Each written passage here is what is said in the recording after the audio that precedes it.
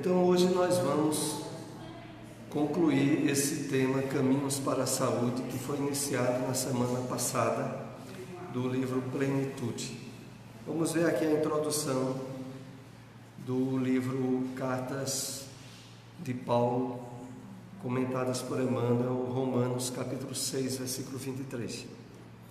Renovemo-nos no dia de hoje, onde estivermos. Ouvidemos as linhas curvas de nossas indecisões e façamos de nosso esforço a linha reta para o bem, com a vontade do Senhor. Retiremo-nos das regiões escuras da morte, na prática do mal, para que nos tornemos dignos da vida eterna, que é dom gratuito de Deus. Então vamos aqui fazer algumas colocações para aprofundar o ensinamento que Emmanuel nos traz. Então ele começa dizendo a nós o seguinte: renovemos-nos no dia de hoje, onde estivermos. De certa maneira, para nós espíritas, a questão do trabalho de burilamento íntimo, de renovação espiritual, é um trabalho no qual nós somos conscientizados a realizar de forma imediata, paulatina e constante. Não é um trabalho para ser realizado ao desencarnar. E mesmo durante a nossa encarnação, a gente sempre tem que estar com a consciência desperta de que o dia de iniciar é o dia de hoje, é o mais rápido, e sabendo que é um trabalho que é para a eternidade, porque nós sempre teremos arestas, imperfeições e dificuldades a serem trabalhadas ao longo da nossa caminhada evolutiva. E então, devido a isso, Emmanuel começa aqui dizendo a nós: renovemo-nos no dia de hoje, onde estivermos, não importa a situação física, não importa as dificuldades pessoais que a gente esteja enfrentando, porque é um trabalho íntimo, é um trabalho conosco mesmos. E ele continua dizendo: ouvidemos, esqueçamos as linhas curvas de nossas indecisões e façamos de nosso esforço a linha reta para o bem, com a vontade do Senhor. É claro que isso que ele coloca aqui para nós pode até parecer fácil e, dependendo, diríamos alguns, apenas da vontade nossa nós realizarmos, mas existem muitos elementos complicadores nisso. Inclusive são esses elementos que nós temos estudado aqui nesses encontros sobre as obras psicológicas de Joana de Ângeles. E quais são esses elementos que estão por trás das indecisões, dos conflitos, das dificuldades em termos um verdadeiro compromisso conosco mesmo, com o que a gente sabe que é certo e que pode e deve nos tornar feliz, e mesmo assim a gente reluta em fazer, tem problemas e conflitos em relação a isso. Por que é que tem que ser assim? É o resultado, como nós aqui já tivemos mais de uma vez oportunidade de compartilhar, o conjunto das experiências encarnatórias que nós trazemos do nosso psiquismo, e que não é pelo fato de termos esquecido, em termos de consciência, o que fizemos no passado, que esse inconsciente não elabora, não interfere, não altera, não provoca e não gera conflitos e indecisões, porque isso ocorre com todos nós. Apressadamente, principalmente nós espíritas, achamos logo de atribuir esses conflitos e indecisões e situações que nos levam a opções infelizes às interferências dos espíritos desencarnados. O problema todo é que, na maioria das vezes, os espíritos desencarnados que interferem somos nós mesmos, através das subpersonalidades, dos vícios e condicionamentos que nos vinculamos no passado e que não foram plenamente resolvidos. É claro que a participação dos espíritos obsessores, desencarnados infelizes, se dá com todos, mas é evidente que o papel decisivo que nós mesmos exercemos sobre isso é muito grande. Então, Ouvidemos, esqueçamos as linhas curvas de nossas indecisões e façamos de nosso esforço a linha reta para o bem com a vontade do Senhor. Para que a gente faça esse esforço em linha reta com a vontade do Senhor, é imprescindível o conhecimento do funcionamento dos mecanismos das leis divinas. É imprescindível termos o máximo de esclarecimento sobre reencarnação, imortalidade da alma, justiça de Deus, para que a partir daí a gente tenha aberturas intencionais da nossa vontade estar em harmonia com a vontade de Deus. Porque até que isso aconteça plenamente, dentro de nós sempre existe uma forma e um mundo mais perfeito. Um mundo onde normalmente não era para nos criar certos sofrimentos que percebemos pela nossa forma imperfeita de julgar que seriam dispensáveis de nós passarmos.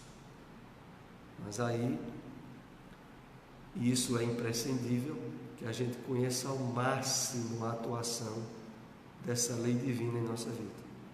Eu sempre recomendo aqui a leitura, o estudo dos livros da série Vida no Mundo Espiritual de André Luiz, dos livros de Manuel Filomeno de Miranda, de Divaldo Pereira Franco, que vão dar subsídios assim bem detalhados das interferências, das situações da nossa vida em particular, aonde a presença das leis de Deus está sempre atuante e os propósitos e objetivos maiores, que é a nossa felicidade, a nossa perfeição, estão sempre atuando, mesmo que a gente não perceba.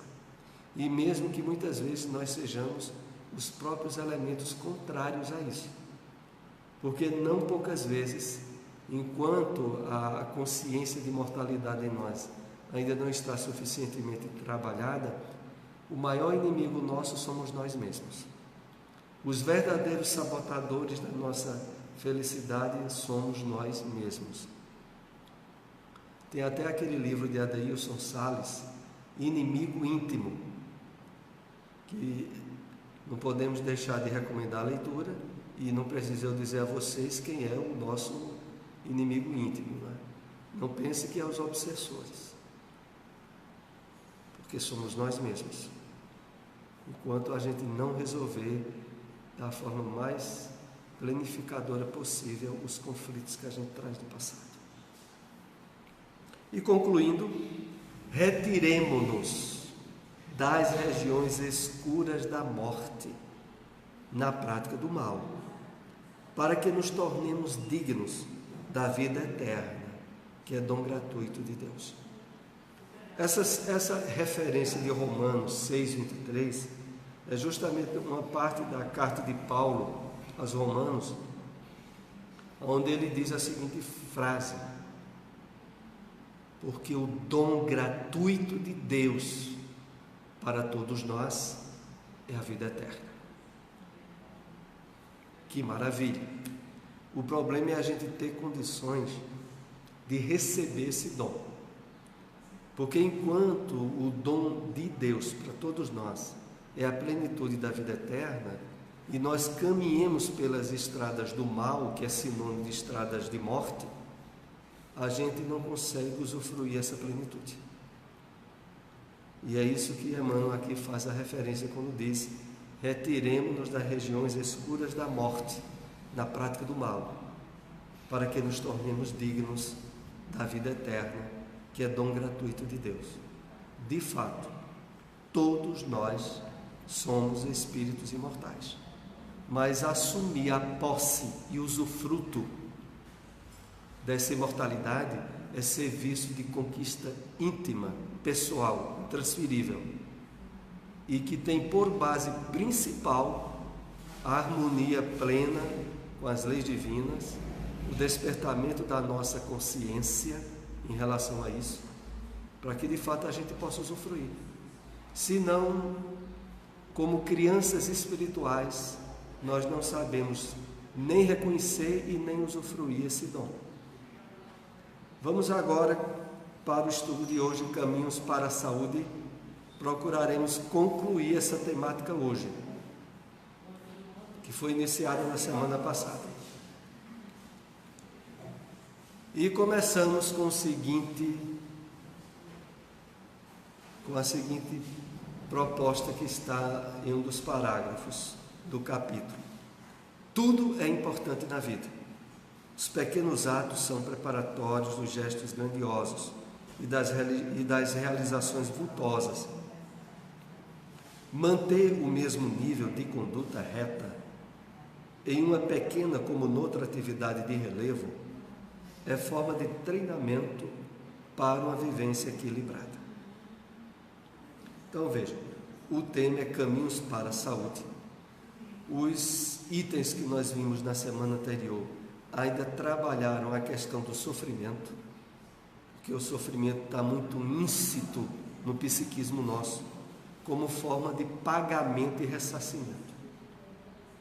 Não é à toa que lá entre os judeus, a lei de Talião, olho por olho, dente por dente, é o símbolo mais caracterizador disso, aonde julgavam que, cometendo um erro e sofrendo a repercussão na mesma dose daquele erro, a questão estaria resolvida. Com a doutrina espírita, que retrata a essência do Evangelho do Cristo, não é assim. O propósito da dor, do sofrimento, das dificuldades, dos obstáculos na vida material é acordar o nosso espírito para a harmonia com as leis divinas, cuja base principal é o amor.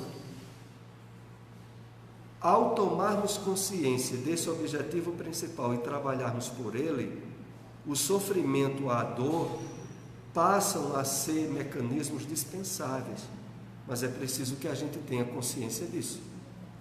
O problema todo está justamente aí, porque a nossa consciência, em termos de experiências encarnatórias no passado, estabeleceu através de várias identificações ególatras do nosso personalismo, a ideia de que pagar resolve e ajuda em termos definitivos a evolução. Isso não é assim. Então, porque vocês vejam, eu digo isso a vocês, claro, dizendo a mim mesmo, a logicidade da coisa. Eu prejudico alguém, sair da harmonia com as leis divinas. Se, modificando as circunstâncias, eu sofro aquele prejuízo que eu fiz alguém sofrer, qual foi a evolução que eu tirei disso? Aonde foi que eu fui para frente? Porque até aí eu continuei no mesmo lugar. Fora uma questão que não ficou resolvida, viu? Porque não é porque eu prejudiquei alguém e agora eu sofro prejuízo, que o prejuízo que eu fiz àquele alguém foi resolvido, foi ressarcido. Né? Foi de uma forma, em termos de solução, tirar o prejuízo que eu fiz à pessoa. Então, é lógico que não é pagando, sofrendo que a gente evolui.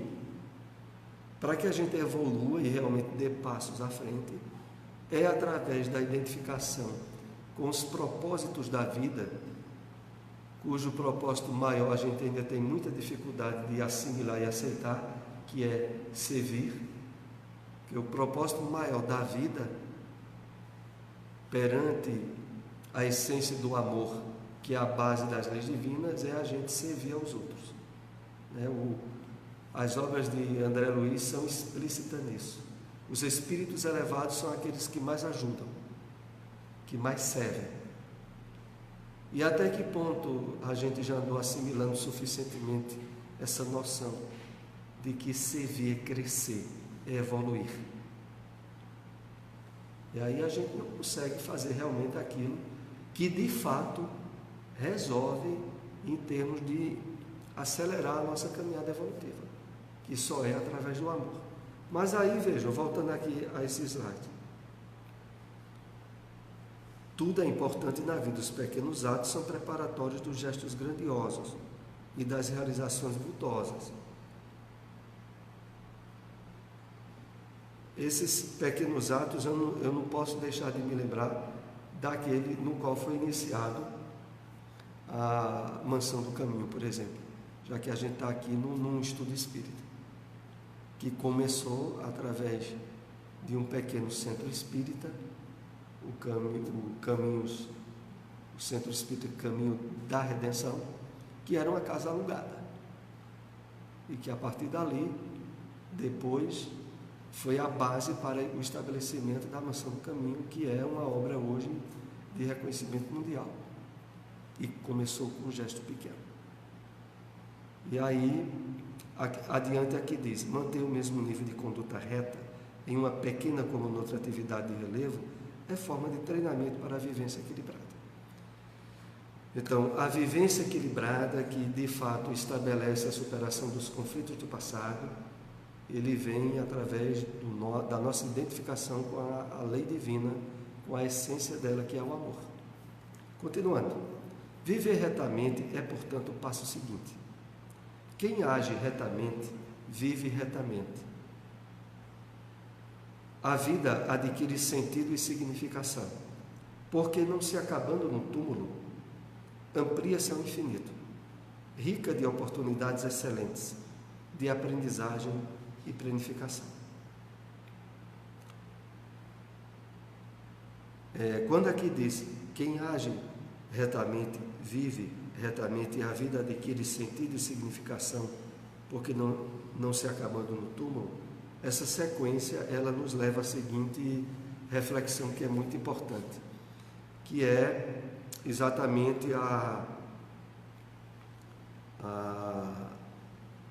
o sentido de imortalidade que aqui é colocado, quando diz, porque não se acabando no túmulo, certo? Mas é justamente aí onde, inclusive para nós espíritas, falta muita coisa a ser trabalhada.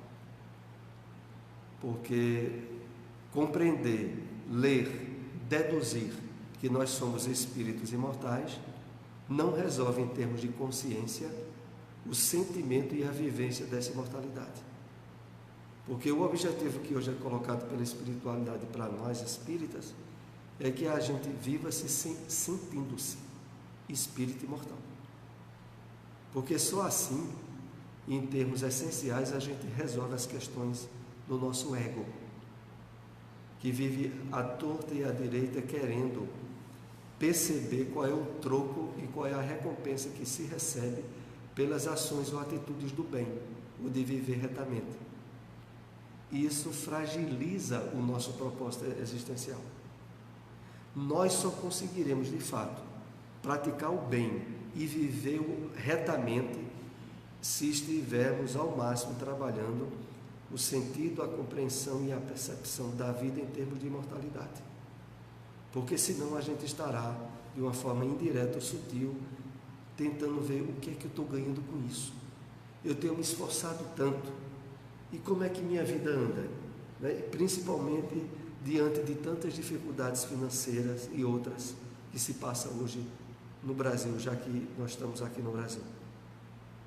E a pessoa diz assim, vez outra, mas eu tenho me desdobrado tanto, eu tenho ajudado tanto, e só fico, quando é que eu vou parar de ter tanta dificuldade na minha vida, no caso, na vida financeira? Veja, nessa atitude reflexiva, o que é que está muito presente? O ego, o personalismo, a percepção da vida em termos de mortalidade e não de imortalidade. E qual é o resultado disso? A perda da qualidade dos gestos de esforço caritativo que a pessoa esteja fazendo. Porque ela está querendo ou não, sutilmente, observando qual é a resposta da vida para o seu esforço de prática do bem. Para que isso não aconteça conosco, é preciso que o máximo a gente esteja vivendo e tomando as atitudes, principalmente nas áreas de ação do bem, com consciência de imortalidade. Porque se estivermos fazendo assim, no próprio momento em que a gente faz a ação do bem, a gente já se sente gratificado com aquela ação que está realizando. Então, há na seara espírita inúmeras atividades, né? Desde a atividade, né, campanha do quilo, atividade filantrópica de dar uma sopa, atividade de evangelização de crianças ou de adultos. Tudo isso são práticas nas quais, se a gente estiver trabalhando o sentido de imortalidade naquilo que estivermos realizando, de imediato a gente já se sente muito gratificado. Então é o trabalho mediúnico, entre outros. Pois não, Cleide? Você vai notando essa questão da mortalidade. Para a maioria, eu acredito que é para a grande maioria mesmo das pessoas, e não lembram de existências pretéritas, porque pela misericórdia divina a gente esquece até para fazer os nossos reajustamentos com indivíduos que convivemos no passado e que vamos conviver ali no grupo familiar, no trabalho, etc. Dá a sensação de que a vida é só isso, só essa parte material. Morreu, acabou. Então as pessoas dizem assim: eu vou beber porque quero aproveitar a vida, eu vou farmar porque eu só tenho essa vida. Né? Tem essas expressões. É verdade. Por justamente não acreditar que a vida tem continuidade. E até determinados espíritas, muitos deles, eu já vi casos, não acreditaram nessa vida nessa vida transitória nossa. E teve um caso que eu achei interessante de um casal, ambos espíritas. O marido estava ali já no leito de morte. Aí perguntou à esposa: ô Maria, você tem certeza que existe vida além dessa? Quer dizer, ele no leito de morte, que ainda tinha dúvidas. E a gente estudando, a gente vendo, a gente participando de mediúnica, muitas vezes essa dúvida também vem à tona. Né? Exatamente. E a gente, como você falou aí, a servir, isso foi um grande ensinamento de Jesus, né? Porque quando ele esteve aqui conosco, ele disse que eu vim para servir, não para ser servido. E as pessoas colocam isso como se fosse uma coisa de baixo nível, você servir o outro. O que não é o contrário. Né? É como se você estivesse humilhando, se você fosse fazer algo pelo outro, você estivesse se diminuindo. Quer dizer, tem uma interpretação errônea do que é servir. Né? No sentido de amor, de caridade, de auxílio, de socorro. E o que é o Espiritismo, né? A gente resumindo é porque traz tudo isso. Aí eu só queria fazer a colocação que você já fez muito bem, mas só para não ficar calada. Mas como... daqui a pouco eu vou dizer, você não vai perguntar nada. É porque isso... Inclusive, o apóstolo Paulo, né, já tem numa de suas cartas, ele diz o seguinte: ele se refere da ressurreição, que muitas vezes no texto bíblico é o que nós entendemos por reencarnação. Ele dizia assim: se não há ressurreição de mortos, comamos e bebamos, porque amanhã morreremos. E ele se dirigindo, claro, aos cristãos daquela época, no sentido de que, olha, ou você tem convicção e certeza de imortalidade, ou é melhor você viver para o mundo, porque você não vai conseguir viver para o mundo e ao mesmo tempo querer ter certeza de imortalidade, porque uma coisa entra em conflito com a outra. Então nós também, claro, os espíritas são os cristãos, né, do cristianismo redivivo. Para nós também é dirigido a mesma advertência ou pergunta: ou você trabalha, identifica com certeza a sua consciência em termos de mortalidade, ou é melhor resolver o caso, porque senão você vai estar tendo sempre uma vida de conflitos e de divisões. Mas continuemos aqui, que temos ainda um bocado de slides para compartilhar. Uma vivência de tal natureza impõe um grande esforço, já que é larga a porta que conduz à perdição. Passo imediato é esforçar-se retamente. Ninguém vive sem esforço. Ultrapassados os limites dos fenômenos automáticos, a vida exige o empenho da vontade, a aplicação e o direcionamento da energia. Uma vivência de tal natureza impõe um grande esforço.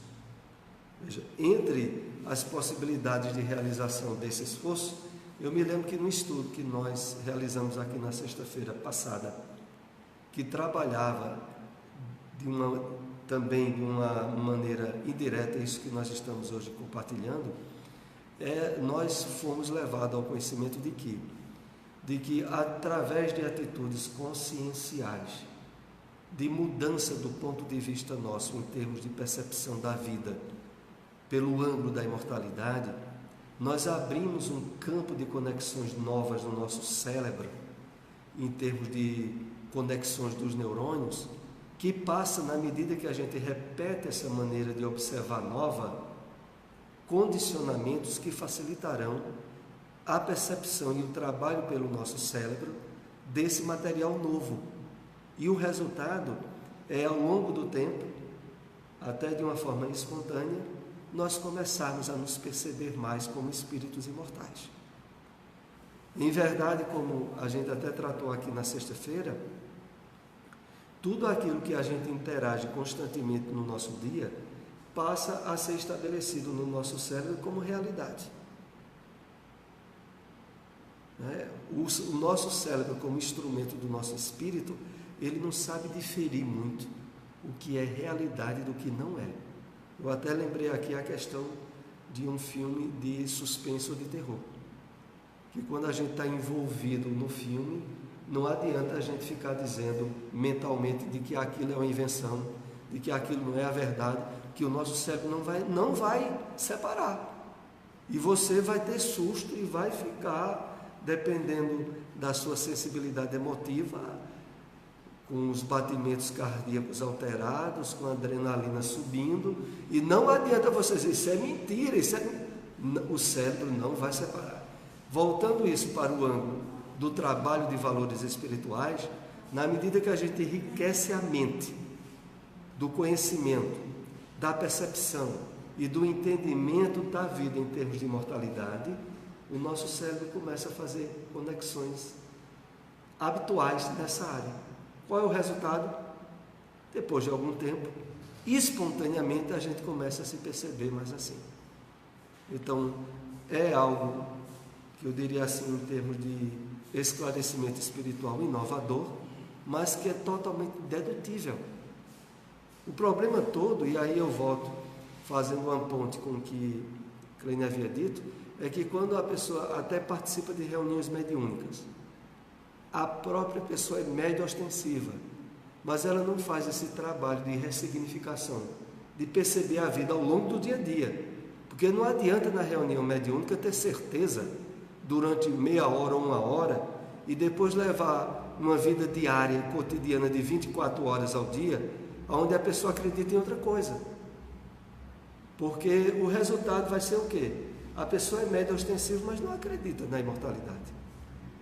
Não acredita porque não trabalha essa percepção de forma habitual ao longo do seu dia a dia. E é isso que nós somos chamados a trabalhar, para realmente abrir esse campo novo de natureza em termos de percepção, como aqui é colocado. O passo imediato é esforçar-se retamente. Esse trabalho de percepção faz parte desse esforçar-se retamente. A princípio, a nossa forma habitual de enxergar a vida é de que a morte é certa. E isso inclui todos nós espíritas. Porque a percepção da realidade material diz isso. A não ser que toda vez que a gente perceba, a gente ressignifique. Se toda vez que a gente observa um acidente, uma morte, que pode ser até de um animal ou algo assim, a gente avalia do ponto de vista espiritual, aí a gente está fazendo mudanças de padrões. Mas se a gente não fizer isso, a nossa mente, em termos, através de hábitos arraigados de diversas encarnações, vai estar dizendo, é morte, vida é isso. Ultrapassados os limites dos fenômenos automáticos, a vida exige o empenho da vontade, a aplicação e direcionamento da energia.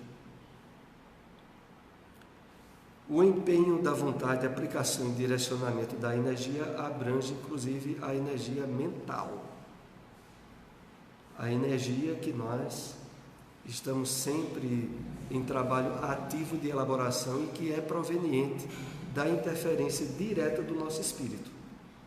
O primeiro ponto de interferência direta do nosso espírito é no que a gente pensa, e que é uma forma de energia.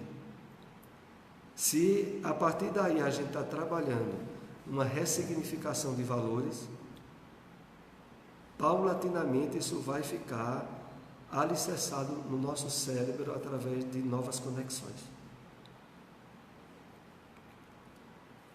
Esforçar-se retamente é saber aplicar a capacidade dos seus recursos naquilo que propicia felicidade real, duradoura, sem as aflições dos prazeres fugidos, que necessitam de repetir-se sem cessar, não lhes aplacando a sede, antes aumentando-a perturbadoramente. Então, esforçar-se retamente é saber aplicar a capacidade dos seus recursos naquilo que propicia felicidade real, duradoura. E quando aqui é feita a referência sobre aflições dos prazeres fugidos, de aplacar uma sede que nunca cessa, é porque justamente essa sede, esses prazeres estão totalmente relacionados com os nossos sentidos físicos, que sempre estão renovando suas necessidades. O que resolve e que a gente, cada vez que vem no centro espírita, ou cada vez que dedica atenção e tempo aos valores espirituais, está trabalhando dentro de si, é o pão que verdadeiramente mata a fome e a água que verdadeiramente mata a sede. Como Jesus havia dito, né? Aquele que comer do pão que eu lhe der jamais terá fome, e aquele que beber da água que eu lhe der jamais terá sede. Que era o quê? A profundidade e intensidade dos valores espirituais. E o que são esses valores espirituais? Vejam que coisa interessante. A única, essencial realidade da vida. Porque fora a única, essencial realidade da vida, que é o nosso espírito, tudo é transitório, tudo está em mudança, tudo morreu ou está para morrer, como diz Emmanuel. O que de fato se sustenta e que a gente até gostaria de que não fosse assim, quando a gente ainda está muito envolvido pelo ego, que é a questão da vida material ou do personalismo, agora com esses estudos de psicologia, nós somos chamados a resolver isso logo, porque senão a gente leva esse campo de ilusão lá para o mundo espiritual, para continuar nos achando espíritos mortais e tendo muito medo de desencarnar, mesmo já tendo desencarnado. Então, veja, apenas para fechar essas observações que eu fiz, a única essência a qual merece toda a nossa atenção é a nossa essência, o nosso espírito, o único permanente.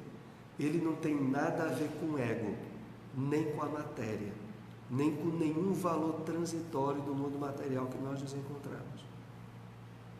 E é preciso um certo amadurecimento espiritual que hoje nós já podemos estar compartilhando aqui, para pela mente identificar essa realidade e dirigir a atenção para ela, mesmo que ela seja totalmente imperceptível em termos materiais. Então, saber e trabalhar essa consciência do espírito que nós somos, não só pelo que havíamos dito de criar conexões novas no nosso cérebro e tal, mas também, isso é o mais importante de tudo, é o despertamento para sair de dentro da caixinha de ilusões, do Maya, que é o mundo material, conforme os hindus dizem que nós todos estamos inseridos e sem saber. Vamos continuar. A mente, colocada em áreas nobres, anestesia as sensações dos desajustes e das enfermidades, estimulando na conquista da harmonia, que se alcança mediante esforço retamente aplicado. Então, a mente, as nossas conexões neuronais, colocadas em áreas nobres, anestesia as sensações dos desajustes e das enfermidades. Essas sensações dos desajustes e das enfermidades tanto se refere àquelas do campo físico quanto do campo emocional e psíquico nosso. Porque, gente, vejam só para vocês terem uma ideia. Cientificamente é comprovado que mais de 70% das doenças que levam as pessoas a procurar tratamento médico, clínico, são de fundo emocional, psíquico, espiritual. Mais de 70% delas é por as pessoas serem condutores de uma casa psíquica que elas não têm direcionamento para o que dá na cabeça delas. E dá na cabeça delas a opinião do vizinho, a opinião de espírito desencarnado, a estado emocional que alguém passa para ela, do convívio, a estado emocional que um espírito se aproxima dela e passa para ela, e ela começa a se sentir mal, e não tem noção nenhuma de espírito, de mente, de alma, de coisa nenhuma. E aí vai atrás de um médico para resolver. Tu ia dizendo alguma coisa, Roseli? Para mim tu ia fazendo gesto, não. Mas quer? Que bom. Certo.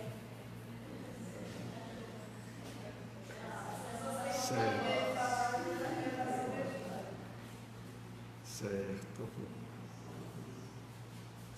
Fala aí no microfone. Pronto. As doenças. As pessoas que são mal resolvidas e não fazem esse trabalho, né? Que é um trabalho que nem toda religião prepara você para o autodescobrimento. Porque você só vai saber que está bem errado com você, que você precisa melhorar, se você fizer essa viagem interior. Né? E você tem uma tendência, eu digo você é geral, né? Identificando, generalizando, a canalizar suas carências, suas frustrações, justamente para as doenças, de várias ordens. Né? Desde a mais simples, por exemplo, eu estou ansiosa, é sintoma do estômago. Eu estou ansiosa, eu tenho uma taquicardia. Né? Isso aí são as coisas mais simples. E as mais complexas, aquela tipo uma mágoa profunda, uma perdão, você vai para uma doença mais grave, um tipo de CA, muitas vezes decorrente disso.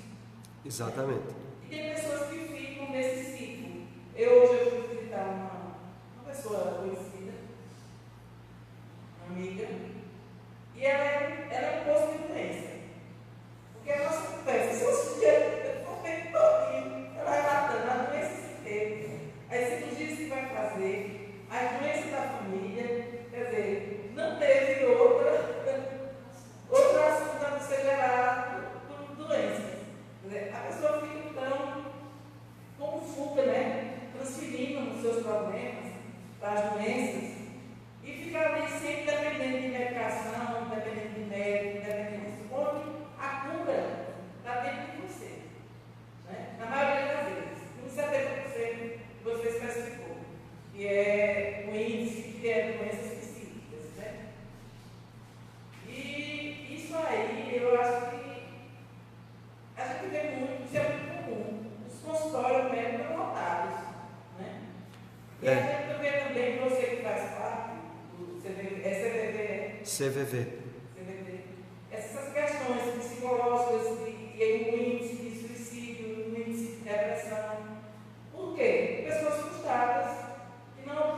desejar, não sabe te analisar, não sabe se resolver, não sabe partir para outra, fica marcando passo numa situação e muitas vezes não tem a solução imediata. Às vezes é expiatória, às vezes é uma prova. Quer dizer, quando você tem essa visão e que você está passando por uma situação em que ela pode ser uma prova ou uma expiação, eu acho que você já vê com outros olhos. Sem dúvida. Mas o problema todo, como a gente estuda aqui, é que a gente vive num mundo profundamente materialista. E no mundo materialista, onde a maioria das pessoas tem os seus interesses voltados para o imediato, para os prazeres e satisfações instintivas, as doenças, quer sejam na área física ou psíquica, tornam-se uma necessidade para ir trabalhando um certo nível de despertamento nelas. Então a gente vai ver essas situações de uma forma muito vultosa nessa área. O problema todo, e aí é chamada a atenção de nós que estamos nesse estudo, é quando a gente, mesmo já tendo um certo nível de conhecimento espiritual e de esforço de vivência do Evangelho do Cristo, ainda se permite esse nível de sofrimento que é bem compreensível em pessoas que estão envolvidas no materialismo. Mas já nós que estamos trabalhando já um nível de despertamento de consciência e de percepção espiritual da vida, como diz o apóstolo Paulo, de vocês, irmãos, nós esperamos coisas melhores. Porque a gente já tem condições de trabalhar a solução dessas subpersonalidades, dos conflitos que a gente traz do passado, na medida em que, usando técnicas como a meditação reflexiva, a meditação, a prece, o próprio conhecimento espírita, essas novas conexões que nós nos referimos aqui no campo neuronal, aonde a compreensão e a percepção da vida em termos de mortalidade vai resolvendo os nossos conflitos internos, nós temos todas as possibilidades para ser menos afetados. E é isso que a gente está procurando trabalhar aqui, principalmente nesse capítulo que é Caminhos para a Saúde. Nesses caminhos para a saúde está, e não poderia deixar de estar, a percepção da vida em termos de imortalidade. Porque o que ocorre aí para muita gente, voltando ainda a acrescentar algo do ponto de vista material, é o seguinte, veja, a vida começa a dar errado para uma pessoa na área financeira, mas não fica só nisso, aí começa a ter problemas dentro da família. Um parente querido que adoece, uma desencarnação, aí juntou 2, 3 problemas grandes. E sabe o que é a pessoa que ainda encara a vida só do ponto materialista começa a alimentar? Eu não suporto mais. Essa vida que está aqui, eu não aguento mais. Eu não aguento. E é campo para o quê? Depressões, e às vezes até possibilidade de suicídio, apatias e campo para doenças psicossomáticas. Porque quando a gente tem que enfrentar problemas que a gente acha que não merecia enfrentar, sabe o que ocorre? Dentro da nossa mente, o psiquismo, o nosso inconsciente diz assim: você não merece não, eu vou lhe dar uma doença. E aí você dá atenção à doença e resolve. E aí é quando, às vezes enfrentando um sofrimento atroz de uma traição, ou da desencarnação de um ente querido, a pessoa não enfrenta isso de um ponto de vista espiritual, e quando olha, surge um câncer, uma doença grave na pessoa. Resultado de processos internos, onde a pessoa ficou dizendo a si mesma: eu não mereço isso, eu não devia estar passando por isso.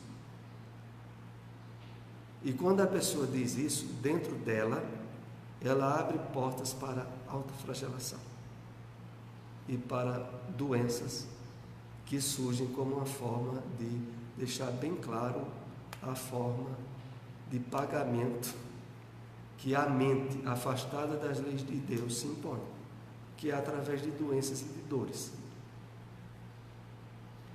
para que a gente não seja o próprio sabotador de si mesmo, a gente tem que estar em paz com a vida, em harmonia com as leis divinas, encarando a vida aqui no mundo de provas e expiação do ponto de vista espiritual, para passar pela encarnação de uma forma mais leve, porque aí evita de ser o próprio inimigo, o inimigo íntimo de si mesmo.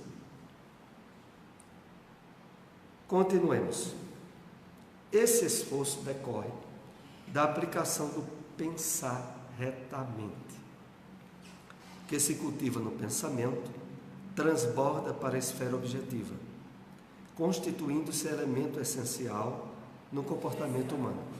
Elemento existencial no comportamento humano. O pensamento é fonte geradora e dínamo condutor da vida para a vida. Fazer aqui algumas reflexões separadas. Esse esforço decorre da aplicação do pensar retamente, que se cultiva no pensamento, transborda para a esfera objetiva.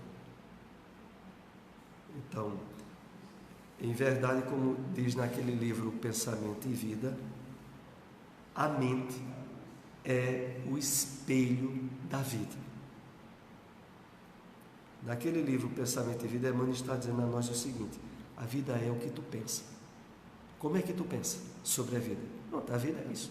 É o que tu pensa. Para ti. Ela é o espelho que reflete os teus estados íntimos. E isso, de certa maneira, é para nos dar uma responsabilidade tão grande, em todos os aspectos, porque o único responsável, sabe quem é? A gente mesmo. É parar de culpar Deus, os obsessores, as vidas passadas, o karma, e sai por aí afora. Porque o responsável é você agora, pela maneira que você agora se permite analisar e perceber a vida. Ah, mas isso é uma utopia. Utopia é acreditar nas coisas materiais. Aí é utopia que toda a humanidade está enganada. Pensar a vida em termos espirituais é sair do Maia, é sair da Matrix.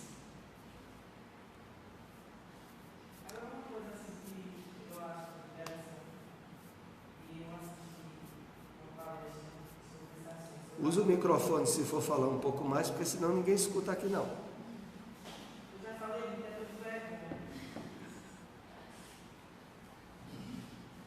certa vez eu acho que numa palestra a respeito da morte, como a gente está despreparado para ela.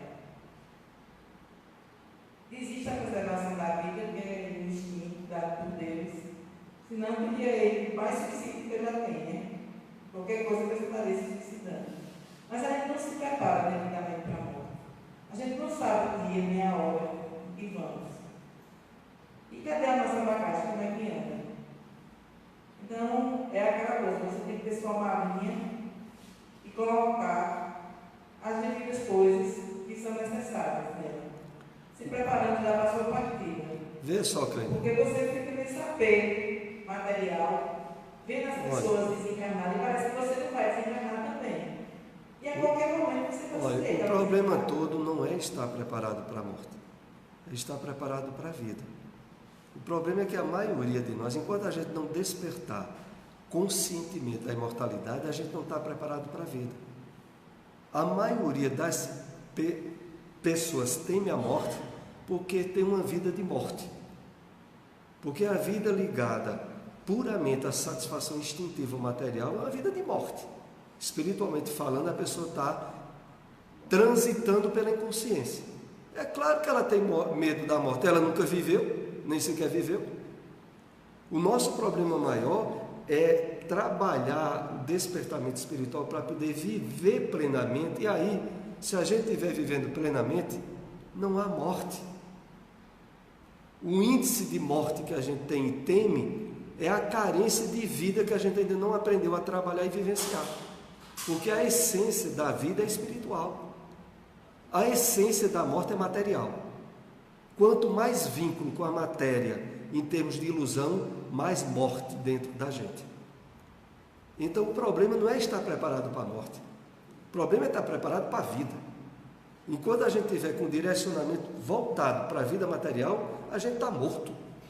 Espiritualmente falando. Esse é o problema. Então, quanto mais a gente de fato leva, em termos de mudança de valores íntimos, de percepção da vida, o clima espiritual, aí a gente está vivo. E o medo da morte está batendo asas e indo embora. Porque a gente está de fato vivendo. Então, o pensamento é fonte geradora e dínamo, condutor da vida para a vida. Quando fala aqui de que o pensamento é fonte geradora e dínamo, porque ele é o próprio criador e movimentador. Só que veja, o pensamento está sob as ordens do nosso espírito. Mesmo quando o pensamento nosso não é nosso, é dos obsessores. Mas só é dos obsessores porque a gente cedeu, que eles tomassem conta. O fato de ceder veio do nosso espírito, que resolveu ceder. Mas a responsabilidade principal continua com o nosso espírito. Então, é nosso espírito principal arquiteto disso. E é para isso que, na medida em que nós vamos percebendo e despertando o espírito adormecido que nós somos, ele vai tomando conta do pensamento, dos objetivos, da percepção da vida, do sentido de imortalidade, porque ele vai agora conduzindo da forma real, que é espiritual. Continuando, a ação do pensamento reto, pelo contrário, produz o fortalecimento no campo psicofísico, expulsando as doenças e gerando sucessivas ondas de bem-estar que são responsáveis pela saúde. Então não tem coisa melhor do que o pensamento reto. O problema é ter o pensamento reto, né? Que é uma das lições do budismo, que é o reto pensar. E a gente, mas por que é que eu não posso, por que é tão difícil ter o pensamento reto? Por causa das personalidades intrusas, por causa dos conflitos mal resolvidos, por causa do nosso índice de masoquismo e de autoflagelação. Resolvido essas coisas, a gente começa a trilhar o caminho do pensamento reto. Pois não? Eu fui a doutora lá no Machado, e ele deu um problema de insônia muito sério. De insônia? Insônia. E ele me deu um roteiro para dormir bem. Eu achei interessante, e são vários tópicos. Eu estou falando de enfatizar. Certo. A meditação, para quem já é acostumado, quem já faz, é fácil fazer a mente. Agora quem já tem prática, experiência. Para a gente que está iniciando, ele disse assim: quando você for dormir, tem todo aquele ambiente, né, que você prepara escuro, com temperatura X e tal, e faça a meditação. Escute uma música agradável, uma música suave, pode ser uma música clássica, uma música do seu gosto, mas que seja uma música calma, tranquila, que traga tranquilidade. E comece a se ligar na música. Vai vir pensamento na sua cabeça. Deixe o pensamento vir. Não pare sua meditação por isso. O pensamento vai. Ele vem e vai. Pode ser qual for o pensamento. Eu achei interessante, porque quando eu estava meditando, geralmente, daqui a pouco eu estava pensando. O pensamento é contínuo, né? É difícil você esvaziar a sua mente. E com essa técnica, eu achei ela bem apropriada. Até para a habilidade assim, de repente, às vezes, está vivenciando uma situação mais delicada, né? Mas... A vida pegou dos meus tempos. Sem E a gente dúvida. poder fazer isso de uma forma bem prática. Eu achei prática a sugestão dele. Eu até hoje me estava comunicando com ele, falando, né? Essa questão. Aí eles continuam mexendo do sono. Em parte, aqui fazendo só uma observação a respeito das dificuldades de dormir, que são relativamente comuns a muitas pessoas, em grande parte está justamente dos conflitos emocionais, né, pessoais que a pessoa tem, e que por falta de uma base espiritual mais bem estabelecida, esses conflitos são levados para a cama. Levados para a cama, como é que se vai dormir? Porque o interessante de tudo, quem dorme com facilidade sabe o que é. Dormir com facilidade é deitar e dormir. Adormece em 2 minutos, 3. Vai se deitar e quando diz eu vou dormir, 3 minutos está dormindo. E a pessoa, mas e por que outras pessoas lutam, rolam na cama e não dormem? Justamente porque o dormir ele exige uma espontaneidade, uma naturalidade de estar com a mente e a cabeça relativamente frescas. Agora, se a pessoa leva para a cama os estados, mesmo que de forma sutil e inconsciente, porque muitas vezes se dá o seguinte: se durante o dia a pessoa teve discussões, N conflitos, ela pode, mesmo que ela vá dormir sem estar pensando nos conflitos, o subsídio do que ela viveu durante o dia vai perturbar ela à noite. E ela pode ter dificuldade em dormir.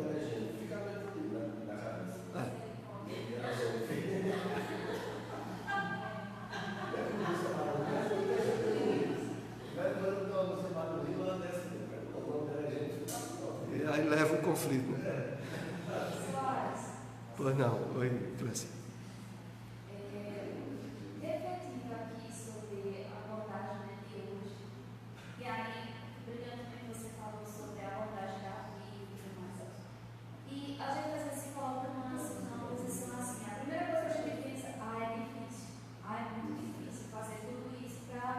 chegar, né, a ter esse entendimento. Mas aí, assim, no início do estudo, né, eu ficava sempre com esse pensamento, é muito difícil, é difícil. Mas agora, assim, me refleti uma situação que aconteceu essa semana, na verdade, foi uma tragédia, uma família amiga da minha família, né, lá no Maranhão, que o pai, muito apegado a uma filha, né, de 2 anos, e quando ela viu o pai chegar no carro, ela passou por 3 obstáculos até chegar onde ele estava estacionando o carro e ele não viu e acabou matando a menina, passando o carro por cima da menina. E estava numa situação assim, de muito desespero, lógico. Aí eu fico refletindo assim, para a gente que hoje, a gente pode dizer que não tem esse grau de dificuldade que esse pai está passando, é muito fácil para a gente hoje entender o que é a vida. A gente não entende, talvez, porque a gente está nessa questão material, né? Mas imagine uma situação agora para esse pai, dizer a ele que é a valorização da vida no momento que mesmo ele não tendo a consciência, né, não tendo culpa, mas provocou a morte da filha. Ah, sim, veja. Tanto que assim, eu alimentei, meus pais são muito amigos dele, né? Quando eu fosse lá, ele fica se culpando. Sempre está conversando com ele, dizendo que não é culpa, que ele não, né, que ele não quis aquele resultado e tudo mais. Mas assim, eu acho que é um problema que a gente. Mas é a história de tende a olhar para a gente e achar que tudo da gente é difícil.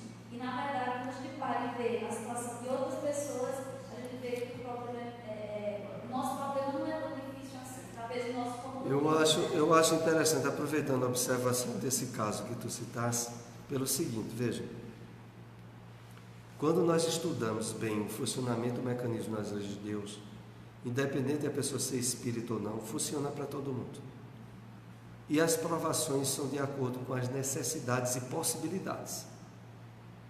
Possivelmente uma provação como essa que tu citasse, de um pai matar acidentalmente um filho ou um neto, algo assim, é um nível de provação que não foi por acaso, de maneira nenhuma.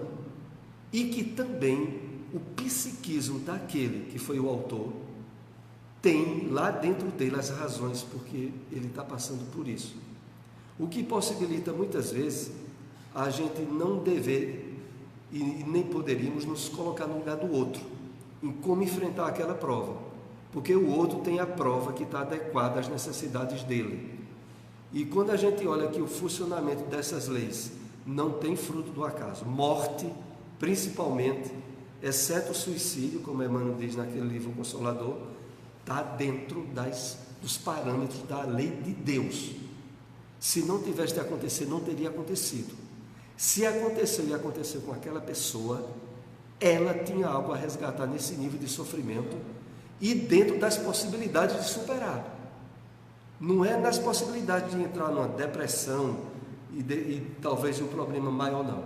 Porque isso aí já é mau uso do livre-arbítrio. Né? Enfrentar um problema grave e não ter encontrado suporte e entrar por um mecanismo que é uma autopunição, porque a depressão indiretamente não deixa de ser uma autopunição. É algo que a pessoa, por certa fragilidade naquela situação, optou de forma errada. Mas o que eu quero dizer bem claro para nós, já que a gente falou muito aqui sobre o entendimento desse mecanismo das leis de Deus, é que para, sobretudo, o espírita, ele sabe que tudo está sob o controle. Quem controla o mundo não é o Satanás, nem o diabo. Quem está sob o comando do mundo é Deus.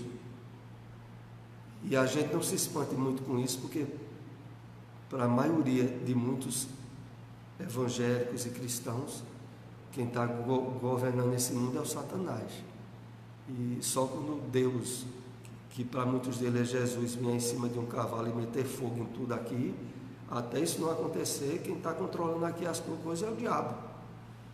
O espírito é que entende que é Deus e é Jesus, e de que os objetivos das leis de Deus estamos plenamente atuando na terra e fora da terra, mesmo que temporariamente apresentações das imperfeições do homem e de seus desequilíbrios a gente esteja constatando, mas do próprio mal as leis divinas tira o bem. Então o espírita é alguém que nesse aspecto era para ser uma pessoa resolvida. Tudo está no seu lugar. Tudo. O problema é eu me afinizar o suficiente com as leis de Deus para trabalhar essa percepção. Principalmente quando eu for o atingido por circunstâncias amargas. Porque quando é outro que é atingido é mais fácil. Agora, se for a pessoa atingida é mais difícil. Mas aí é que está, é para isso que o Espiritismo é o Consolador prometido e apresenta todos os instrumentos para que a percepção disso seja algo real, prático e útil na nossa vida. Então, vejamos por esse ângulo que as coisas se tornam suportáveis. Me veio aqui o pensamento, desculpa interromper vocês, porque é para contar rapidamente um caso rápido, que tem a ver com o caso que Clécia citou, e que devido àquelas questões que andou havendo muito aqui no Brasil de armamento, pode ser que alguém até escute isso que eu estou dizendo e abra os olhos para outro aspecto. Eu vou me lembrar só de alguns detalhes pequenos dessa história, que pessoalmente foi contada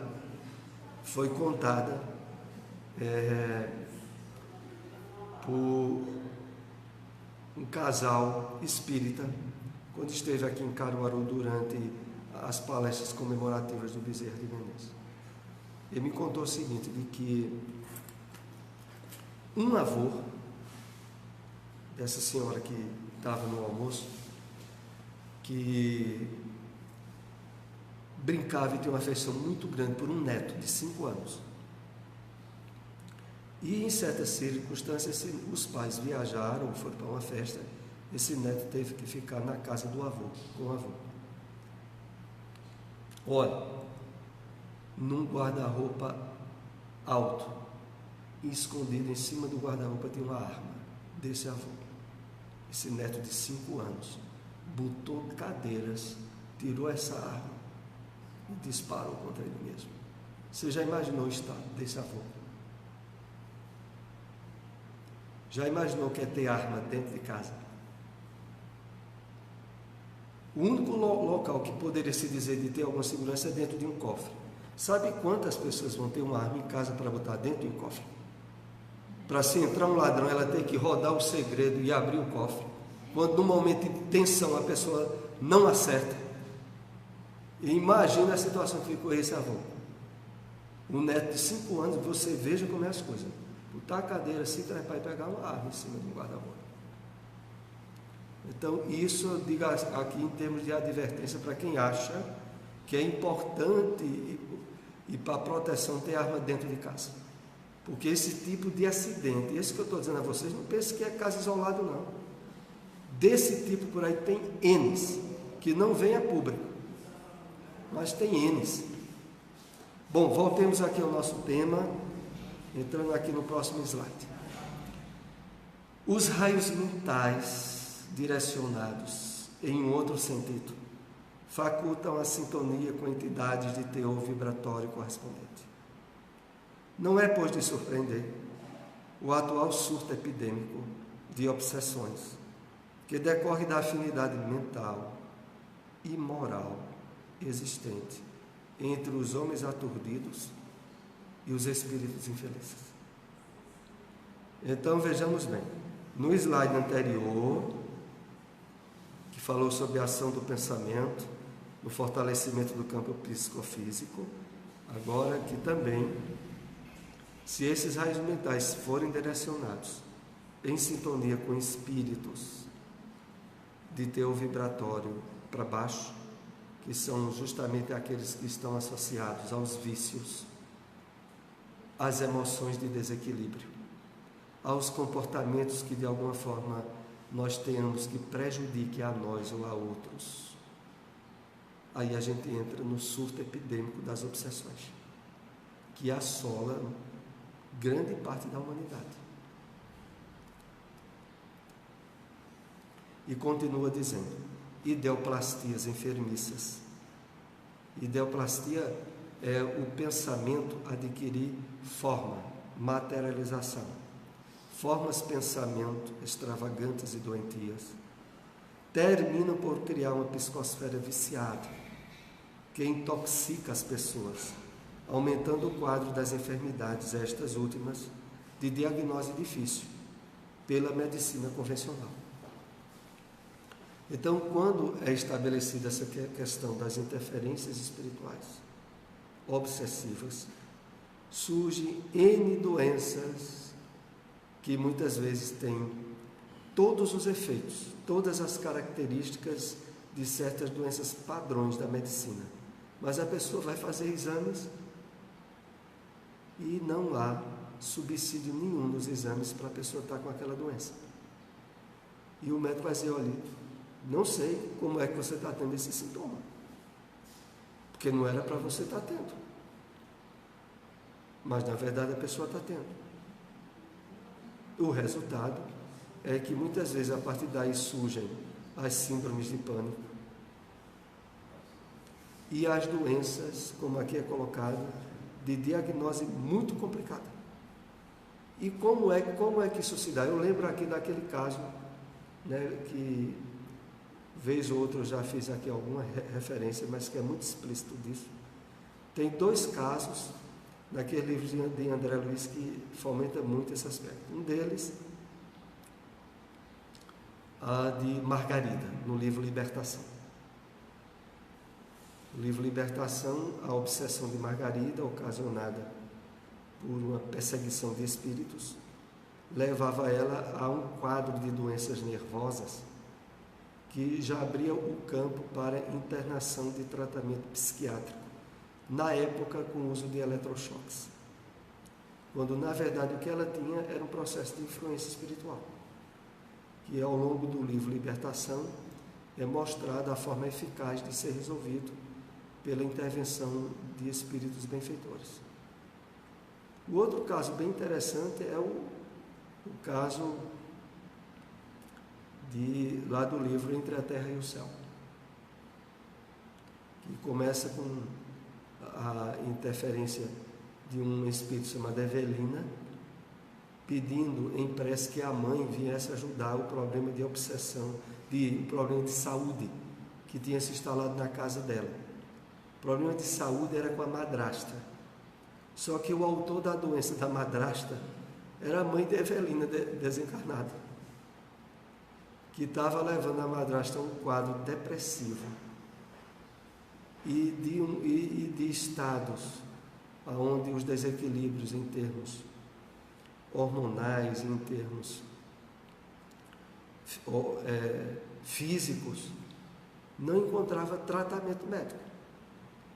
Então, é muito comum o surgimento dessas doenças, face o comportamento na maioria das pessoas.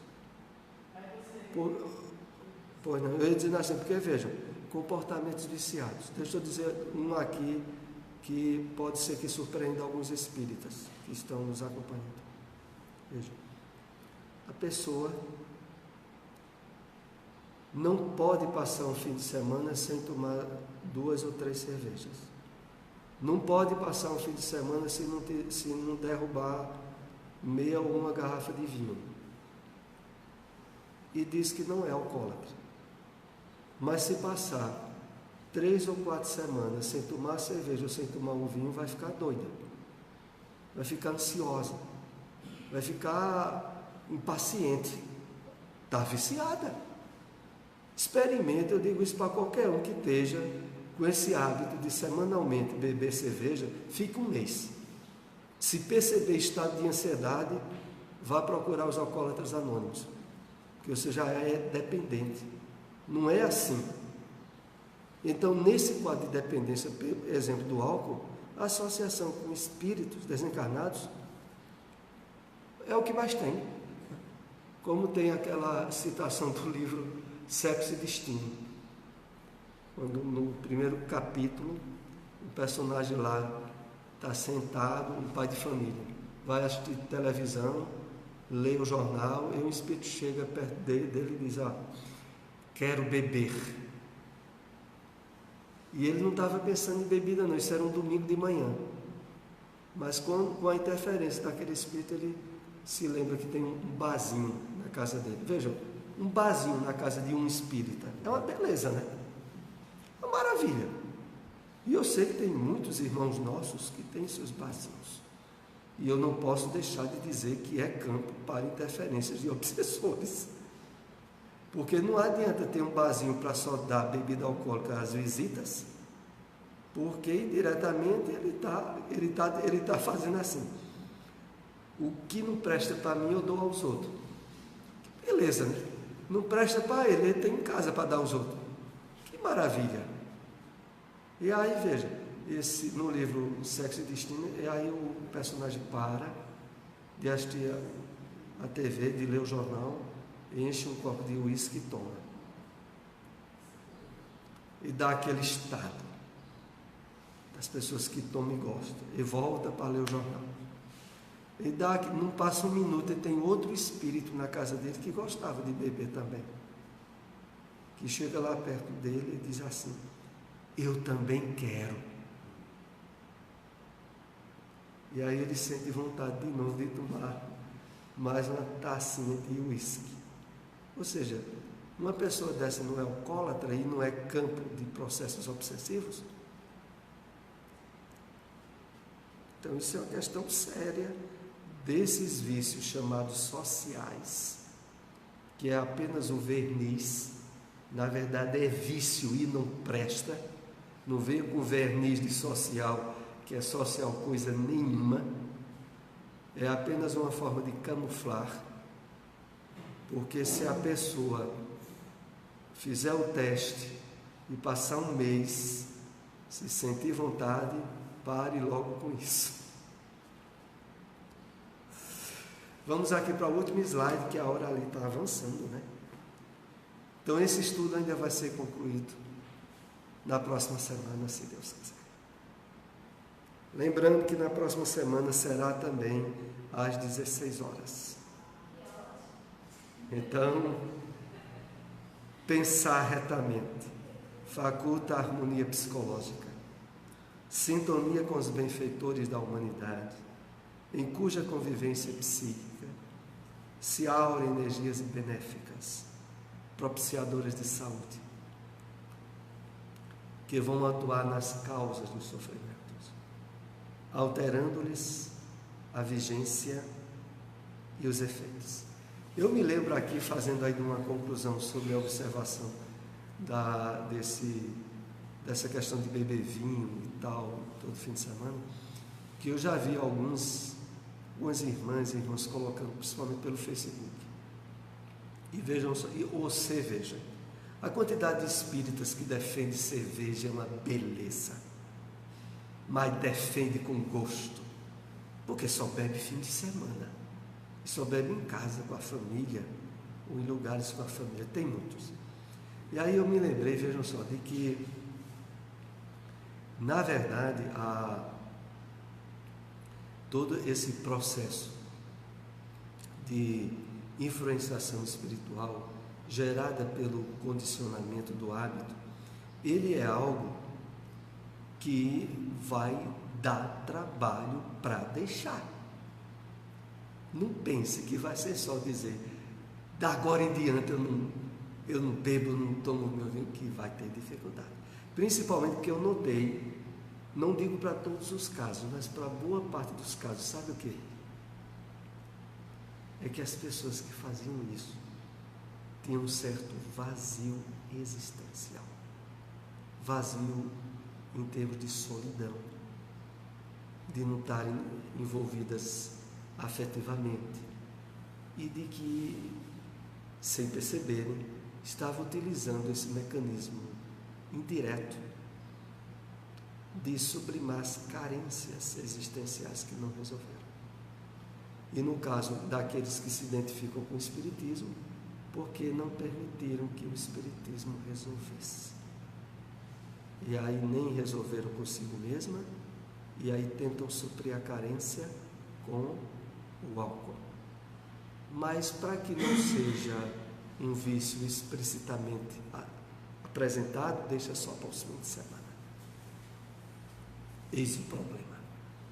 Então, pensar retamente faculta a harmonia psicológica, sintonia com os benfeitores da humanidade, em cuja convivência psíquica se aurem energias benéficas propiciadoras de saúde. Veja que beleza! Se a gente se abre aos padrões de sintonia com os espíritos do bem, a consequência mais natural é termos benefícios na nossa saúde física. Superação de certos desajustes que poderíamos até estar tendo, originados de outra área, e aquela convivência mental e psíquica com o alto, quando olha, é um elemento de drenagem das substâncias ruins que estavam ligadas à doença, e a pessoa começa a usufruir um nível melhor de saúde. Veja que maravilha! Que vão atuar nas causas dos sofrimentos, alterando-lhes a vigência e os efeitos. Porque é o seguinte, vejam essa observação final minha, é o seguinte, vejam, dentro das expectativas e possibilidades de um mundo materialista que nós estamos inseridos, só tem duas possibilidades. Ou a gente se abre ao máximo àquilo que é propiciado em termos de espiritualidade e plenitude, ou não há outro caminho no qual não estejam presentes certos hábitos sociais, certos vícios de comportamento, porque é um meio infeliz, infelizmente, de se tentar fugir do nível de consciência que pede algo novo que a pessoa não quer dar, que é abrir-se aos valores espirituais. A pessoa não quer abrir-se para esses valores. Algo tem que preencher. Se a carência for afetiva e não tem alguém, algo vai substituir, entra o campo do vício.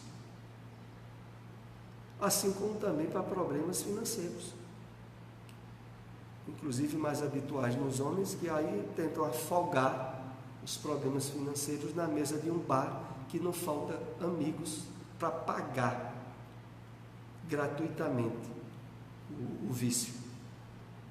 Então, a forma na qual é muito bem claro para qualquer um de nós é, olha, nesse mundinho, ou a gente procura trabalhar valores espirituais, ou a gente não dá conta de superar os conflitos e problemas sem usar as escapatórias dos desequilíbrios e dos vícios de comportamento.